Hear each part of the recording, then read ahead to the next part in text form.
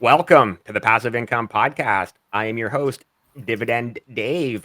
Please be sure to join the Passive Income Posse by clicking that subscribe button below. Super excited for today's guest. We have Nick. You know him on Twitter at Wealth Trap. Is it at Wealth Trap or at the Wealth Trap? Your Twitter handle It's at the Wealth Trap. at the Wealth Trap. And I'll just throw it over to you to give yourself an introduction. Yeah, thanks, Dave. So I started my Twitter account about 6 months ago, but I've been investing since just the end of 2015, actually. So on and off, I would say throughout. But one thing I've stayed consistent in is just having money in the markets in some aspect or another. So I have kind of gone through a bunch of different journeys, some investing, some trading, day trading. So I've done, and so yeah, I'll kind of start at the front at the beginning, and we'll go from there. So 2015, I was still in university at the time, and I was talking to some of my friends, having drinks and just having chatter, and we got onto the topic of marijuana legalization in Canada. So I am Canadian. We've talked about it before. I'm living in Alberta right now, but at the time I was back in Ontario. I was born in Ontario, and so I went to school and was talking to a couple of my friends, and one of them mentioned canopy growth, and so Right. I looked into canopy growth, and that's a marijuana stock for those who don't know, but. Long story short, I did a little bit of research into, the potential and the legalization within Canada, and decided that there was a decent opportunity there to make some money. And I didn't, because being a university student, my first positions were pretty small sizing, right? So it wasn't, if I had committed the amount of capital that I am now, I definitely would have been in a much better position. But hey, always in hindsight, right? Yeah, and you don't have that when you're, 21, 22 years old and still in university or college, right? Exactly. I mean, at that time, I was Tuition and books are expensive, right? Exactly, 100%.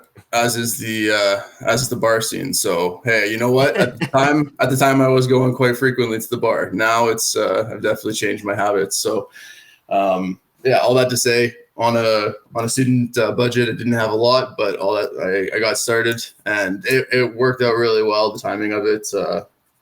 Yes, for those who don't, for those that are listening from other countries, Canada legalized marijuana in, was it 2017 or 2018? That's a good question. I should know that because it was one of those 2 years. Yeah, I think it was like November 2017, and then you know what? Right. I gotta. So basically, the timing of canopy growth at in 2015, that's sort of perfect timing to get in there, even if it is just a small position, because they were sort of the number one marijuana stock at the time, and like we've just mentioned, within a couple of years after that, legalization did come into effect in Canada. Yeah, so I just searched. It was October 2018. Yeah, I wasn't sure the timing of that, but all that to say, yeah. So in short, I started with canopy growth, but for my first, I would say 2 or 3 years, probably till 2018, I was trading cannabis stocks quite frequently, and scalping in and out of trades as well. Not necessarily a long-term investor mindset, because I knew that the volatility in the sector wouldn't last. Right. So started there until I would say about 2018. I was fortunate to sell most of my positions in like the fall, like after it had started dropping. I think most of it was around Christmas time, and that was actually because I was closing on a condo in March of 2019. So I would say I was fortunate to the timing of that, because I was able to kind of save up my down payment through my TFSA and my RRSP through pot stocks, and then I was able to kind of pull that out at a fortunate time in the market. And so in terms of in particular in the pot stock sector. So right, yeah. And then, yeah, because obviously I just moved into the condo, investing kind of, I wasn't as aggressively contributing as I was throughout the previous few years. Just trying to catch up on other stuff. Yeah, well, it's And like when you then, become a homeowner, right? And there's other things like in investing in stocks can take a little bit of a backseat, go to the back burner because there's all sorts of other things, condo fees and whatnot. exactly, right. Just kind of getting into the new routines and all that. So I would say there's about, well, a year there probably where, I didn't actively invest too often. And then COVID hit, and March 2020.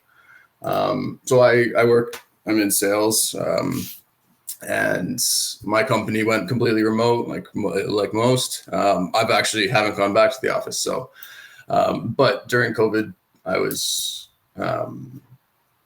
I took it. I took up investing again, took up trading, and so actually this time it was more instead of the penny stocks and the pot stocks of the earlier days. I actually had came across a few trading groups.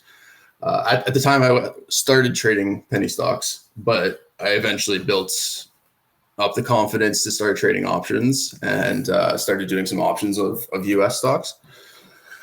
So, yeah, that was kind of the last, I would say till 2021, I was, pretty actively, or even early 2022, I was pretty actively trading. And then, and then actually, it's funny because I've kind of used the stock market to purchase to fund my property investments, because after 2021, we ended up buying a second property out here in Alberta. So, Wow. Yes. Yeah. It's been a crazy couple of years for sure. I think COVID's kind of accelerated or, changed our plan as a couple. And so, Right. yeah, my partner got a job offer out here, and we decided there's no better time like the present to kind of shake things up a bit. So, Right. yeah. Wow, that's an amazing story. And you weren't trying to time the market. You just really got lucky in a few scenarios, right? With the getting into the pot stocks at a good time and getting out at an even better time, and then same having just having some cash on hand in March 2020 when all the stocks dropped, and then through that rest of 2020, 2021, a huge bull run, and again you're sitting pretty. So You know great what? luck. I hope your luck continues. Yeah, yeah. Thanks, man. It was, I will say, the pot stock run, that was, I was at the right place at the right time with the conversation, with a couple of my buddies. Even months later, the entry point was not as nice, right? So I got very fortunate with the pot stocks for sure. In terms of the options trading, I'm not going to sugarcoat it and act like it was a perfect trade either, because Right. I definitely stayed in the market for a little bit longer than, once it started dropping. A lot of the growth names started dropping in 2021. I definitely still had positions, long positions for a little bit longer than I should have, perhaps. So I wasn't as quick to flip bear. And so I gave some of it back, but that's natural, right? There's no part of it. It's all part of the trading and investing journey. So that's I think one thing where options, it's accelerated. It's leveraged, right? It's basically like leverage trading, and so it happens quick. And so I was just day trading, really, a couple swing trades here and there, but for the most part I was pretty active. But you know what, it's exhausting. It's time consuming, Right. and I think that's kind of where I started realizing this isn't sustainable, and I don't want to necessarily be, head of my Burning computer. yourself out. Yeah, exactly. 8 hours a day. I was just sitting there watching the candles. And so I definitely, I know DivTwit doesn't talk a lot about charting and technical analysis and stuff, but that's kind of the core of how I, grew up in investing and trading. So that's always going to be a part of my analysis.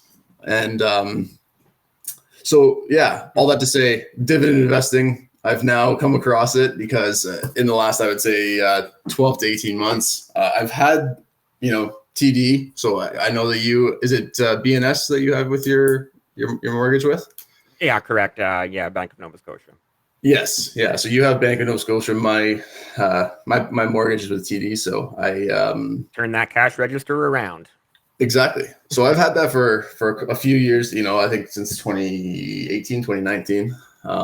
But to be honest with you, that was my only like pure core, holding that I had in my RRSP. The rest of it was mainly traded until about mid 2022. And so, okay, cool. Before we get into sort of what your portfolio looks like now and your dividend investing journey and passive income, I do want to give a shout out to Buy Investing shirts. As everyone knows, you can get the passive income Posse merch there, the t-shirts, the hats, the toques. I can say toque because you're Canadian, you know what a toque is. Yes, sir. Everybody's seen me wear the Dividends t-shirt. There's coffee mugs over there. I don't know if everybody saw that short. Patrick made the turn that cash register around coffee mug. There's hoodies over there too. Patrick has all sorts of great merchandise. So the link will be in the description, and use code word Posse for 5% discount. Cool. Awesome. Yeah, let's get into talking sort of about exactly that, passive income, dividends, and like you said, 2022, so still quite recent, right? I think you mentioned sort of the last 12 to 18 months. And sort of what does your portfolio look like now? And where do you see yourself going in the future? And because, if you were only in university a few years ago, that means you're still quite young. I'm assuming you probably weren't in university in your 30s, right? So Yeah. I'm 28 now, so still, well, I'm getting there. yeah. The body's starting to feel not so young, but yes. Oh, it doesn't get any better, trust me. Oh, hey. My portfolio now, you know what, I would say I try to diversify quite a bit. I will say that I've been slowly building up my portfolio again. I haven't been trying to rush into anything. Yeah, that's great. It's been it's been a shaky time, right? And there's been a lot of fear in the market. And so I would say I bought a lot near the top, unfortunately. And again, fortunately, I wasn't too drastically sizing. So I have kind of just been averaging down throughout. Yeah. But yeah, I mean, it's definitely been a part of the journey. There's been a lot of lessons learned. Everyone says, lessons learned in blood aren't easily forgotten. And I definitely believe that because, investing, like I said, there's been a lot of great decisions made through my journey, but there's also been a lot of blood in the streets. So the last few years. So right. I do have a couple of positions that I'm bag holding right now, but for the most part, I've learned that I want to. I don't want to hold junk anymore. So a lot of the penny stocks and the small caps that I used to hold, I've just completely cut, and now I'm just kind of focusing on dividend investing and buying quality companies that right. pay me to wait. So yeah, and you mentioned like slow, and in dividend investing, slow and steady definitely wins the race, right? So yeah, 100%. So to be honest with you, most of I would say probably, I think it's close to 55 or 60% of my portfolio right now is in ETFs, VFE, VDY. Those are basically my two core. Yeah, those ETFs. Are both Vanguard, correct? Yes, yeah, both Vanguard. They've done well for me. I think again, going back to with my history, I think ETFs give me a lot of peace of mind, and so I know that it's a lot more stable and it'll just compound over time. And someone else is really managing the fund. They're looking at, however many, say 15, 20, 30 companies that are in that ETF, and they're managing it to make sure those companies are doing well. And so there's really less for you to do. You're not staring 8 hours a day at green and red candles on a TA chart, right? Right. Yeah. 100%. Yeah. It's exactly that. It's a lot more hands off. So, that's why I think for me right now, peace of mind is it's been easier than being a lot more active than I used to be. So definitely enjoy the ETF approach, but naturally being a trader, I do like stock picking as well. And so I've definitely had my fair share of trades throughout as well. If something runs up too aggressively, I have taken profits and just, I'll look for a better entry point. Right. That happened with SU. So yeah, during COVID, I bought Suncor. Yeah, that was a good one that I lucked out on that one too. Again, not trying to time the market, and I didn't have a huge position, but it was sort of like, I got in at like $32, $33, and then sold a few of them off at, I think it was 51 or 52, and it was just like, I have to take some profit here, right? Yeah. So I think I got it. I wanted to say around 34 as well, something like that. So, you know what? I mean, it was a good trade. It's impossible to know where the market's going to go, right? So exactly. you got to take a little bit of profit sometimes. That was one thing that, I've, like I said, as a trader, it was always kind of built. That's part of my DNA in a sense. I can't.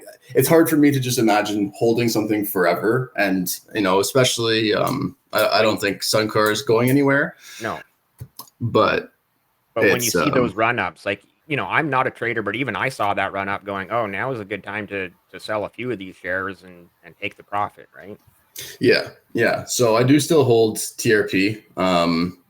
And I've actually been, very closely watching CNQ as a potential opportunity in the near term as well. So that's kind of like, the energy, the energy sector, I would say I'm not an expert in. I didn't know a lot of names. And so when I saw like, oil went negative during COVID, I was like, okay, there's got to be something here. there's definitely a trade to be made. And so, Suncor was the horse that I chose to go with.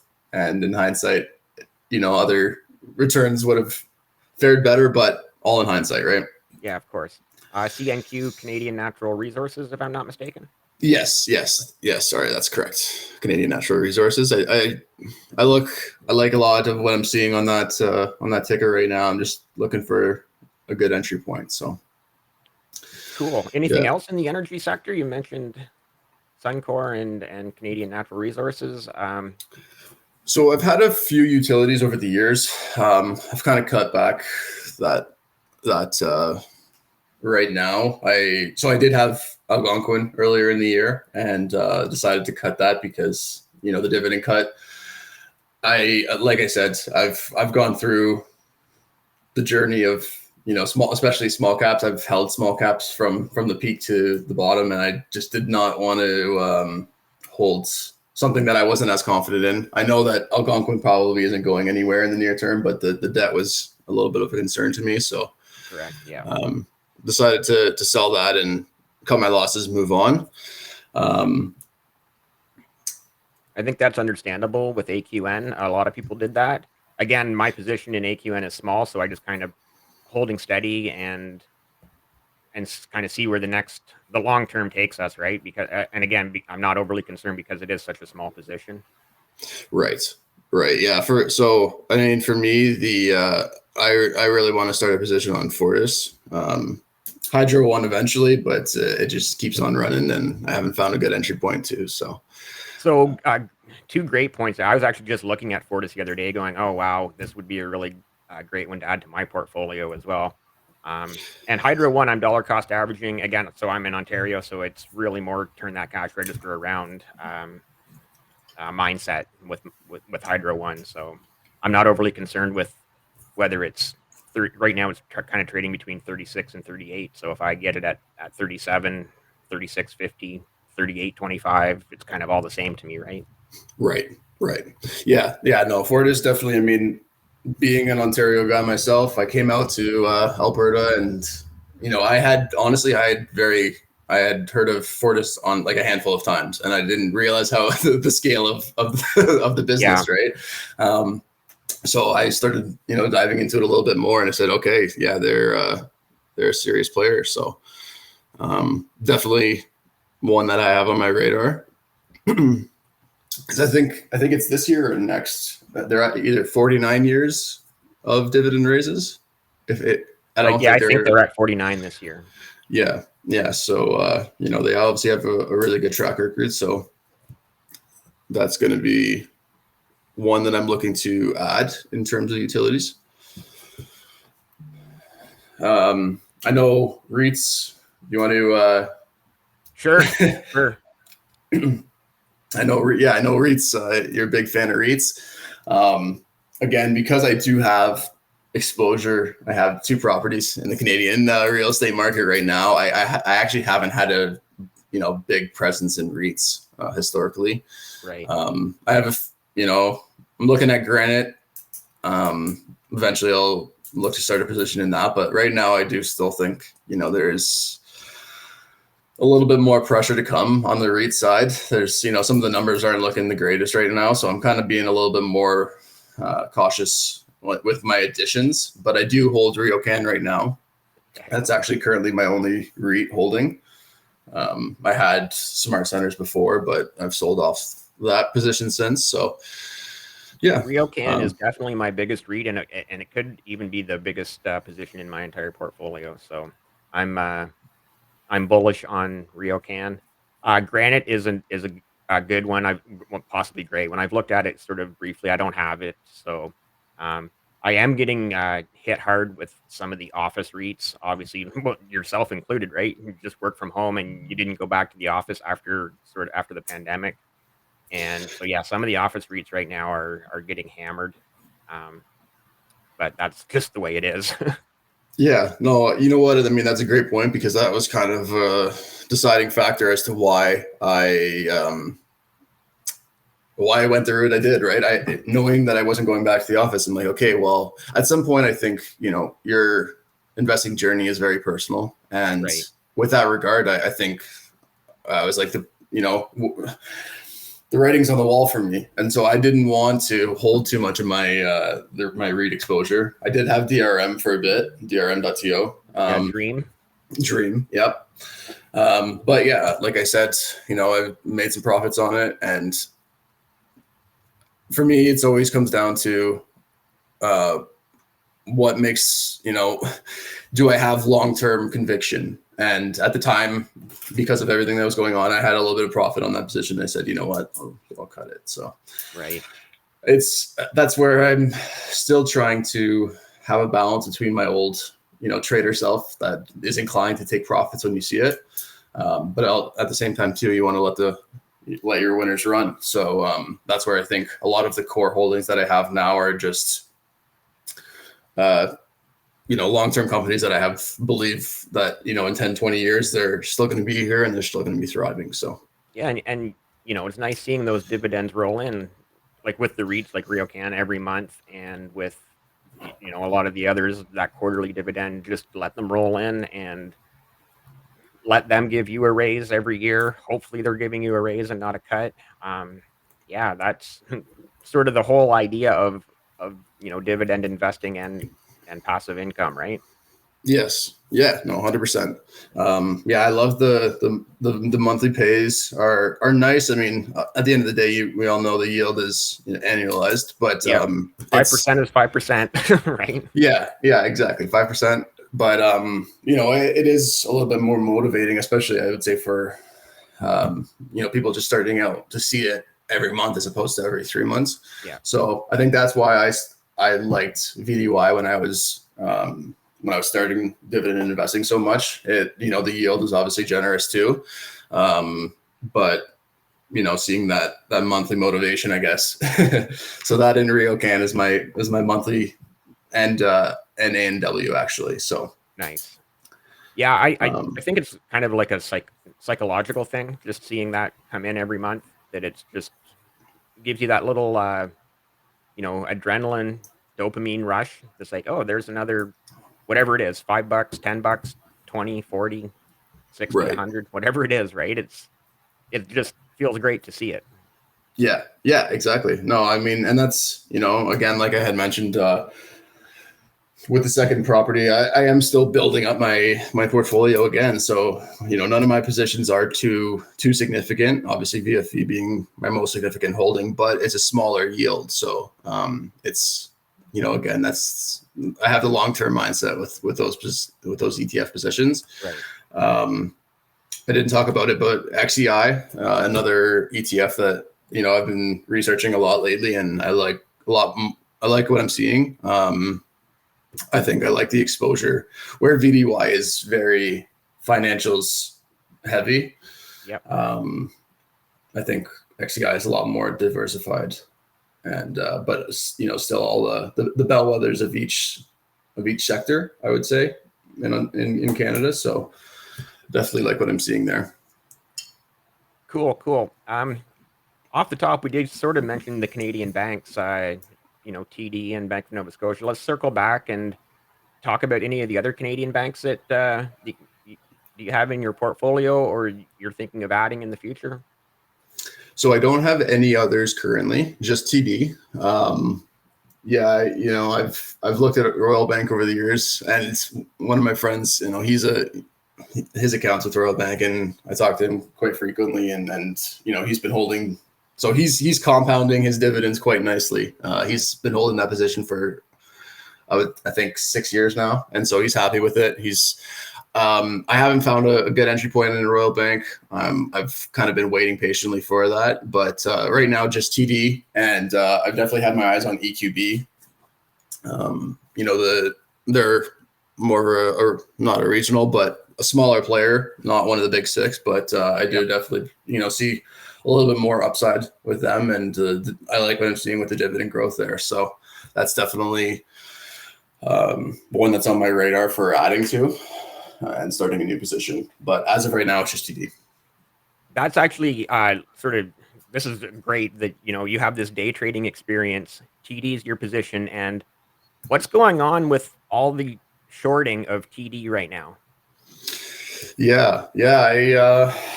That's been the topic of discussion. Right? Yeah, for sure. Everyone's talking about that right now. So yeah, I think it's I think there's a lot of moving pieces, I would say. Obviously, the Canadian housing market is shaky. Some people are concerned about the exposure that TD has, and all all of the Canadian banks. Really, I know Bank of Nova Scotia, and they've been hit a little bit harder. TD has held up comparably, but yeah, in the last few months, or I guess in the last month, I would say this banking crisis has kind of accelerated. They do have a lot more exposure in the U.S. than the other Canadian banks, so I think that in itself is definitely a factor at hand there. But I think also on top of that, there's the First Horizons. That's what I was about to mention. Yeah, that whole acquisition of First Horizon, which I believe must be a regional bank in the U.S., right? Yes, yeah, it's a regional bank in the U.S. So they're looking to expand through acquisition, and my understanding of it is that they paid a premium, and now with the banking crisis that needs to be renegotiated. Whether or not they're able to do so is far beyond my expertise, so I'll sit and wait and see the outcome of that. But and then I think there's also some issue with Charles Schwab. They have a pretty decent stake in Charles Schwab as well, so I think it's like a 12% stake, and Charles Schwab just recently announced I think it was some sort of treasury bill, a big loss that they just announced. So I forgive me for not knowing those specifics, but yeah, there's a few different overlying issues going on right now, and I think that's kind of what's causing the big short of TD. But the big short, yeah. Interesting. So, go ahead. No, that's it. That's all I got. Yeah, cool. It's my understanding that TD Ameritrade is for those in the U.S. If I'm wrong, any Americans, please correct me in the comments. That the TD Ameritrade is becoming a Charles Schwab account for them. So anyway, that's and obviously that's another underlying factor to that whole situation. Right. I Right. am Yeah. curious, just quickly, your thoughts on the other Canadian banks, Bank of Montreal, CIBC. You know what? No, honestly, no strong opinions. I, Yeah, they're to be Canadian honest, banks. They've been paying dividends for 150 or 200 years. So, right. exactly. They're reliable. I know. I have no fears about. Yeah, they're all for me. They're all interchangeable. From as an investor perspective, I don't like one any more than the other in terms of the other ones. To be honest with you, so I know Bank of Nova Scotia has been a lot more scrutinized than the other ones. Yeah. I've always kind of looked as Royal Bank as the bellwether, but again with myself, like I'll always hold a TD position, and in terms of the other big six, I'm not. To be honest with you, I haven't done enough research to speak on them. So Yeah, fair enough. And yeah, like most people know, the reason I'm into Bank of Nova Scotia, because not that there's anything wrong with the other five of the big six. It's just they hold my mortgage, and it's sort of that whole idea. It's like, you know, turn that turn cash that cash register around, register. Yeah, exactly, pay, man. get them to pay me to pay them. And That's it. another sector that I really want to get your opinion on, especially with Ontario and Alberta. Obviously, Bell Canada is much bigger in Eastern Canada, and TELUS is much bigger in Western Canada. And then there's the whole Rogers Shaw deal, and then that throws Videotron and Quebecer into the whole mix. So let's just jump into the whole telecom sector in Canada. Yeah, 100%. Yeah, so I do own TELUS again. To your famous adage of turn the cash register around. I do have my internet with TELUS. So that's again same thing, same premise. Yeah, paying myself or having them pay me to pay them. same reason I have Bell. I'm with Bell Mobility, so I have shares in Bell. And again, similar to the Hydro One, is I'm dollar cost averaging, so it doesn't really matter to me if they're trading at 58, 62, 59, $60.50. It's kind of all the same to me right now. Right. Yeah, and that's same for me. I have a core position in TELUS that I've slowly been dollar cost averaging into. So yeah, exact same thing. Again, I have I have looked at Bell over the years. I've never actually bought in a position in Bell. Same thing. I probably could diversify my positions more. I don't have a ton of positions right now, and for now, that's kind of how I like it. Especially having that trader mindset still in a sense. Like I don't want to have 50 positions that I have to overmanage. I want to keep it simple, and so I have been looking at Quebecor as a result of talking with Anthony a lot, actually. That guy will sell you on a few different companies. Yeah, for sure, right? I mean, he loves talking about Brookfield, obviously, the train that goes behind this window, and Quebecer is another one of his favorite topics, and QSR, Tim Hortons. So QSR for sure. Yeah, he loves his ice caps, right? Yeah. So Brookfield. That's something I haven't really mentioned today, but that's one of my core holdings as well. That's been a big part of my portfolio since I started it. So right. But yeah, to your point, Quebecor is one that I'm keeping an eye on for sure. Since I've been watching it, it's just kind of been running up, and I'm waiting for a good opportunity to get in. So I think that there's a lot more potential upside with Quebecor, where I think Bell is a little bit more mature, right?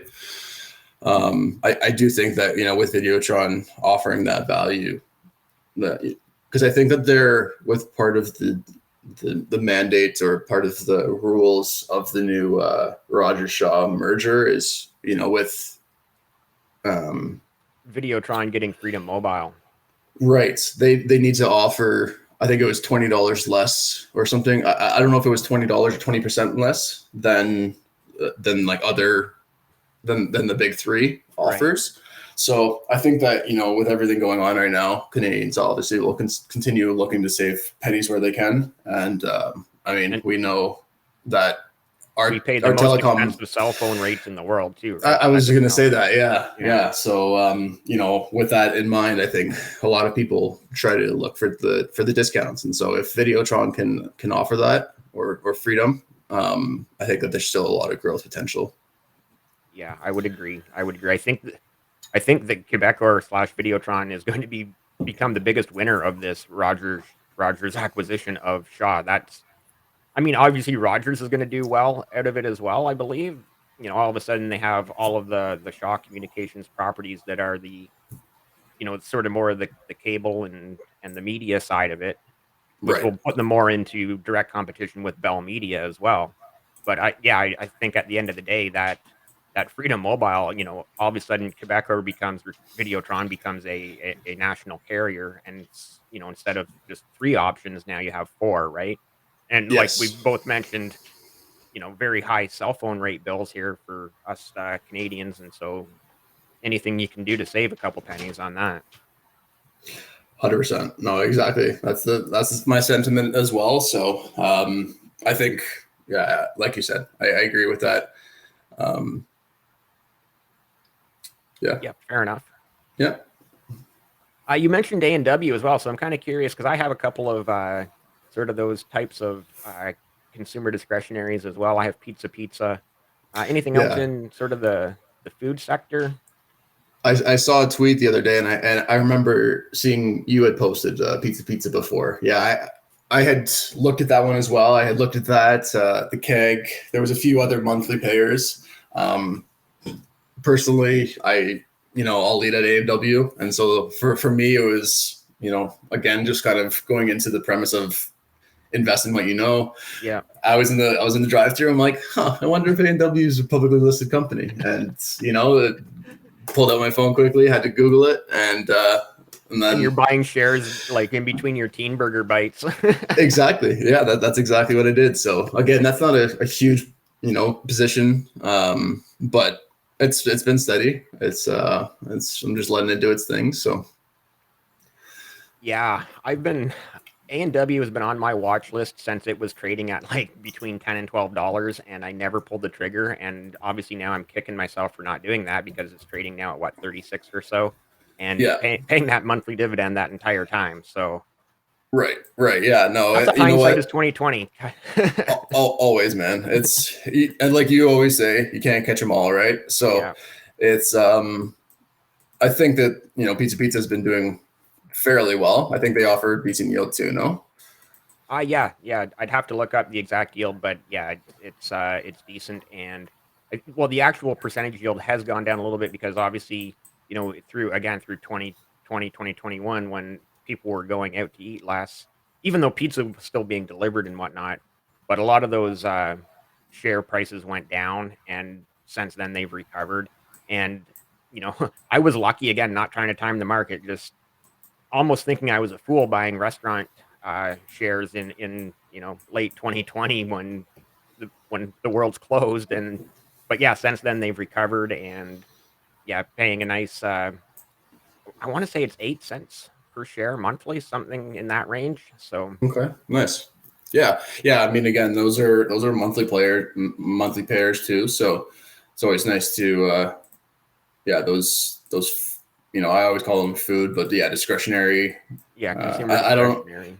those. Okay. Yeah. To be honest with you, I never really knew what category A&W fell into, but I bought it because I knew what it was. So Yeah. and I consume it. Fair. Let's switch over to consumer staples, because here in Canada we have sort of those big three grocery chains, obviously being Loblaws, Sobeys, and Sobeys is Empire on the TSX, and Metro. Metro is more Quebec, Ontario centric.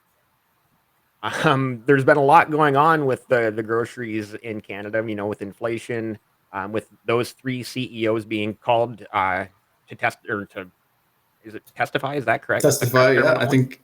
In I think so. Parliament, like come in and be questioned in Parliament. So, yeah, kind of what are your thoughts there on that whole scenario? Grocery stores, grocery prices, inflation, the whole nine yards in that sector. Yeah. You know what I think? At the end of the day, the public has to point fingers at someone, right? I don't know. I don't think necessarily that I would say Loblaws of all three was the most scrutinized, right? Um, Yeah. but Well, didn't I just read that Galen Weston's salary just went from 5 million to 8 million? I'm like, yeah, like a 55% increase or something like that. like that's a first line NHL player, or maybe second line player these days. But Yeah, right. That's absurd. I mean, that blows my mind. I'm sure there'll be a lot of blowback over that but you know what? Those are such core, like you said, in Canada, there's so many oligopolies, and I mean, it's exactly the same with the grocery space. I actually don't have any Loblaws, Empire, Metro.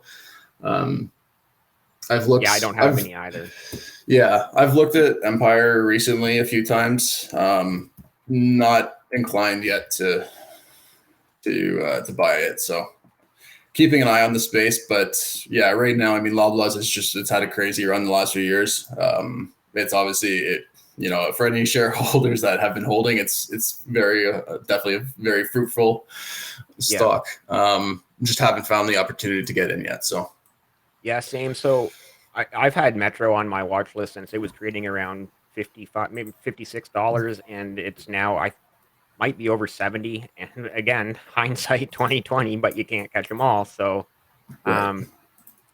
yeah, and I mean, I don't know the answer either to my question, obviously, of you know how these grocery chains are making record profits through this inflation, because again, I'm not an economist, but I would think that they'd be getting squeezed more than anything. As their suppliers are increasing prices, and they're trying to keep the lowest price for their customers to keep their customers coming back. Should they not be getting squeezed into barely any profit? Again, I'm not an economist. That's just my thought process, but who knows? I guess. Yeah, no, you're absolutely right. I mean, and that's um, I definitely. Well, I gotta be careful with what I say here. Yeah. No, I do work in sales, so I do have some input in there. But yes, all that to say, I agree with you. I agree with that sentiment. Especially being so politicized and in the public eye right now, I think that it's hard for them to squeeze out more than they can, right? And so I think everything's being scrutinized at such a close level that I completely agree that the margins on the business is razor thin to begin with. So that's kind of also why I've been patient on an entry point. Right. I think it's a little bit frothy right now, and I hope that it comes down so that I can eventually start a position. Those are definitely some well-run businesses, but well, and the recession proof as well, right? People have to eat. My stomach is telling me I have to eat every day, and my stomach doesn't care if it's a bull market or a bear market, or if it's the worst recession in 100 years. It's like we have to eat every day. So those grocery stores are going to continue to make sales every day, right? 100%. And at the end of the day, what I've learned is they're not willing to. They're still going to be making their money, right? Maybe not like hand over fist profits year over year, but hey, they're not losing money. They're not in the business of losing money, so they'll always be successful for sure. Like you said, everyone needs to eat. Yeah. Sticking with retail, this is something that we never talk about, or hardly ever talk about here on the Passive Income Podcast, but I do want to get your thoughts on it, because this is a retail store that is a staple in Canada, and it's been a staple for over 100 years now. Canadian Tire. Yes, man, I love it. What's funny is I've had it on my radar for a long time. Again, I haven't found the right entry point. I am waiting for it. I big fan for sure. I think as a Canadian, like if you go on into any Canadian Tire on a Saturday, it's packed. Like on the weekends, it's packed every single time. Most of the time throughout the week as well, but it's definitely a destination. I think some families do the weekly IKEA trips or whatever, right? Canadian Tire, I think, is definitely one of those staples, and especially in the spring and falls. In spring, the garden center in the spring and in the fall, any kid who has played hockey in Canada has gotten something from Canadian Tire, whether it's a stick, a helmet, skates, right. Yeah, elbow pads, exactly. knee pads, whatever. You've Any kid who's played hockey in Canada has had something that's come from Canadian Tire, guaranteed. Yes. Yeah, exactly. And, I think that they've done a lot of, brand acquisition in the last 5 years as well.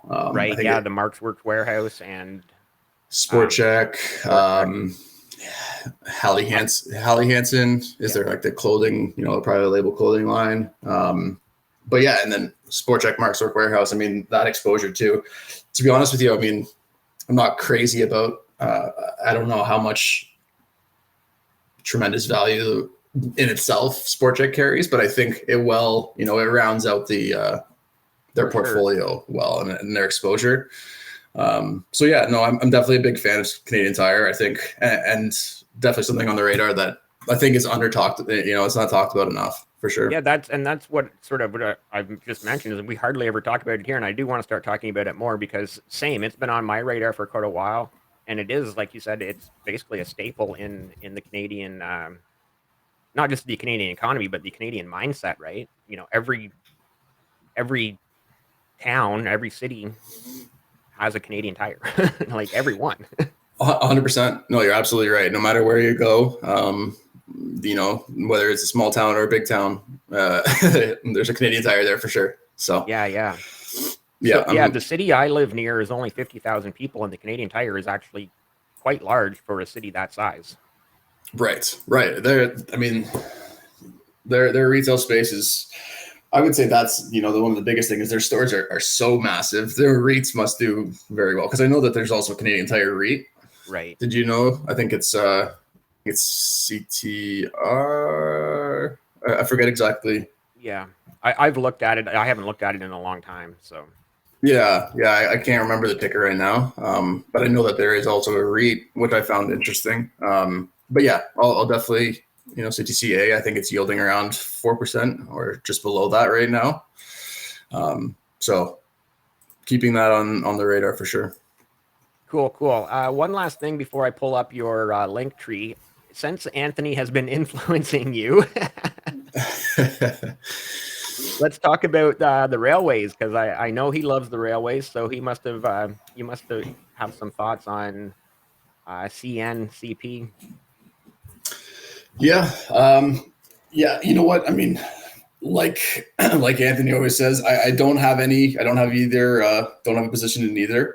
I've done a lot more research into CN than CP, so I won't speak to CP at all really, but, cool. like what you see on CN, hey, like you said, you see trains everywhere. You're right.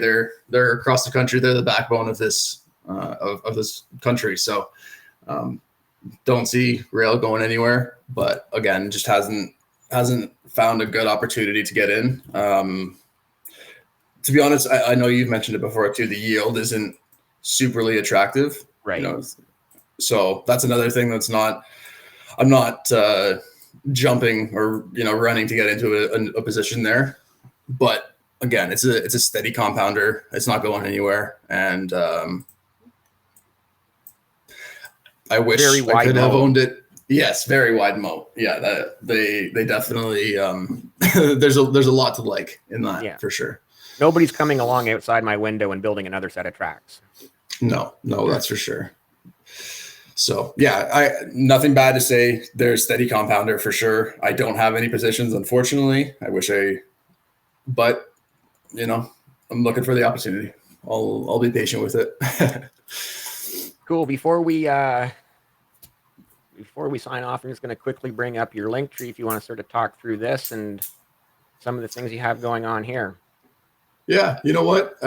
There, a lot of that is affiliate links. I have had it up since I started the account, but to be honest with you, I don't really push it too much because I think I just don't want to, I'm trying to find the right word here. I don't want to be selling constantly, right? Fair enough. So I have those links there, but I really don't even do much with it anymore. Just in case anyone's looking for opportunities on making money online and stuff like that, there's like affiliate marketing and a few other things that Yeah. Make money online with stocks and social media monetization. Yeah, there's definitely, you know what, I think that there's a lot of value. Like those Chris Johnson courses, they definitely helped me a lot with, even learning how to start with affiliate marketing and kind of, doing some side hustles online as well. I've been dabbling into that a little bit as well. Nothing too significant, I would say, honestly. But yeah, no, it's good. I think there are two stocks that I think I wanted to just quickly talk about. Brookfield, you had mentioned, that's definitely a core holding. But there's also one that I've actually, I'm planning on starting a position on this upcoming week that I think is really compelling, and I think I don't see it talked about enough on DivTwit. So X, the ticker symbol X on the Toronto Stock Exchange, TMX Group, and so it's actually, the exchange itself, Toronto Stock Exchange. They have the venture, and so I've been doing quite a bit of research there. The yield right now is around 2.5%, but in terms of, you mentioned moat, and that's what made me think of this is, the moat that I see, the research that I've been doing. There's a lot to like in this name, and they've had some steady dividend growth over the years as well. So definitely something I'm keeping an eye on, and I most likely will be starting a new position in that one this upcoming week as well. So cool. Well, we're just going to wrap it up here quickly. Shout out to your Twitter page there at The Wealth Trap. So please be sure to give Nick a follow over there on Twitter. And yeah, any final thoughts before we wrap it up? No, you know what, Dave, I appreciate the time. Thanks for having me as a guest, man. It's been fun, and hope I can come back again at some point. And definitely. No, I just appreciate what you do, man. It's awesome listening into everyone's story, and I think it's honestly it's amazing because there's a lot of people that you see the profiles behind on Twitter, but it's really nice putting faces to the name, sometimes voices to the voices to the name. But it's awesome just hearing everyone's story and learning from others, right? Everyone's journey has been different.